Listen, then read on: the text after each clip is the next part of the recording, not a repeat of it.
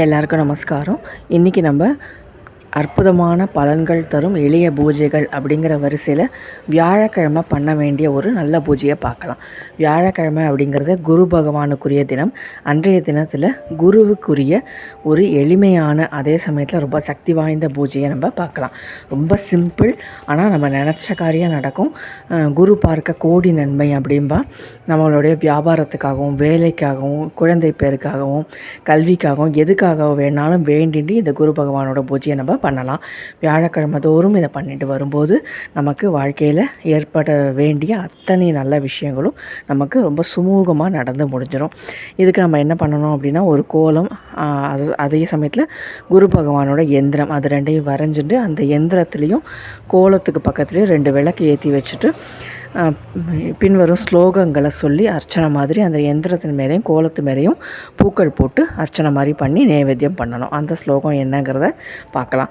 இதுதான் எந்திரம். அது 6, 7, 8, 10, 11, 12, 13 இந்த மாதிரி இருக்கும். இந்த மாதிரி வரிசையில் போட்டுட்டு கீழே அருகோண கோலம் போட்டு கம் கிம் கம் கிம் கு ரு குஹ அப்படின்னு போட்டுக்கணும் அந்த கேப்லலாம். இந்த கோலத்தையும் இந்த கட்டத்தையும் நீங்கள் இதை பார்த்து நீங்கள் போட்டுக்கணும். ஓரத்தில் மஞ்சள் கொடுத்தா ரொம்ப நல்லது. குருவுக்குரிய தினம், குருவுக்குரிய கோலம் அப்படிங்கிறதுனால மஞ்சப்பொடி இருக்கு இல்லையா, கோலமாக வரைஞ்சிட்டு சுற்றி வர மஞ்சள் குங்குமம் வச்சா ரொம்ப ரொம்ப நல்லது. இந்த 2 எந்திரத்துக்கும் கோலத்துக்கும் தான் நம்ம இப்போது பூஜை அப்படிங்கிறத பண்ண போகிறோம். முதலில் ஓம் கம் கணபதியே நமக அப்படின்னு 3 தடவை சொல்லி விநாயகரை வழிபடணும். பிறகு ஓம் நம பிரணவார்த்தாய சுத்த ஞானைக மூர்த்தையே நிர்மலாய பிரசாந்தாய தக்ஷணாமூர்த்தையே நமக அப்படிங்கிற ஸ்லோகத்தை 3 தடவை சொல்லிவிட்டு அறிவுருவே போற்றி, அடைக்கலமே போற்றி, அருளாளனே போற்றி, ஆதி பகவனை போற்றி, ஆதாரனை போற்றி, ஆனந்த உருவே போற்றி, பணிக்குருவே போற்றி, பாதுகாப்பாளனை போற்றி, கலைக்குருவே போற்றி, மஞ்சள் பிரியனை போற்றி, குணநிதியே போற்றி,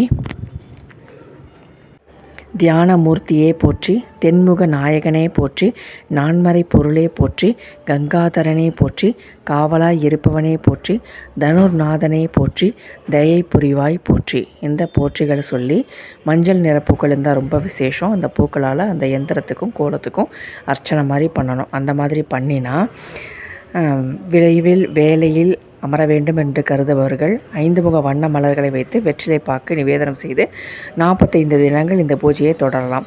இந்த பூஜையால் விரைவில் நல்ல வேலை, பதவி உயர்வு, ஊதிய உயர்வு, விரும்பிய இடத்திற்கு இடமாற்றம், அதிகாரிகள் மற்றும் நிர்வாகத்திடம் அங்கீகாரம், நல்ல பெயர், பணியிலிருந்து ஓய்வு பெற்றாலும் ஓய்வூதியம் முதலானவை தாமதம் இல்லாமல் கிடைத்தல் ஆகிய பலாபலன்களை பெறலாம் அப்படின்னு சொல்லியிருக்கு. அந்த எந்திரமும் அந்த கோலமும் அதுக்குள்ளே இருக்கிற அந்த எழுத்துக்களும் ரொம்ப சக்தி வாய்ந்தது.